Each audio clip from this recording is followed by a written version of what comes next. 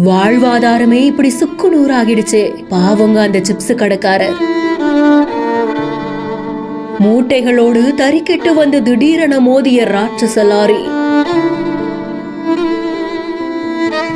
கிருஷ்ணகிரி மாவட்டம் ஓசூர் மாநகராட்சி ராயக்கோட்டை சாலையில தான் இப்படி ஒரு விபத்து நடந்திருக்கு. சாலையோரமா ஒரு நபர் சிப்ஸ் கடை போட்டிருந்திருக்காரு. அப்போ திடீர்னு எங்கிருந்தோ வந்த லாரி கடையை நோக்கி சீறி வர ஆரம்பிச்சிருந்திருக்கு. இத பார்த்த உடனே நல்ல வேலையா அவர் அங்கிருந்து தப்பி ஓட உயிருக்கு எந்தவித பாதிப்பும் இல்ல. ஆனா மோதி கவிழ்ந்த அந்த லாரி ஒரு இருசக்கர வாகனத்தையும் அந்த தள்ளுவண்டி கடையையும் மொத்தமா சேதப்படுத்தி இருந்திருக்கு. விபத்துனால காயமடைந்தவங்களை சிகிச்சைக்கு அழைத்து செல்றதுக்காக ஆம்புலன்ஸும் வந்திருந்திருக்கு. என்ன நடந்ததுன்னு போலீசார் வழக்கு பதிவு செய்து விசாரணை நடத்திட்டு இருக்காங்க. பெல்காம்ல இருந்து தூத்துக்குடியில இருக்கக்கூடிய ஒரு சிமெண்ட் ஃபேக்டரிக்கு மூல பொருட்களை ஏத்திக்கிட்டு போனதுதான் கூறப்படுது.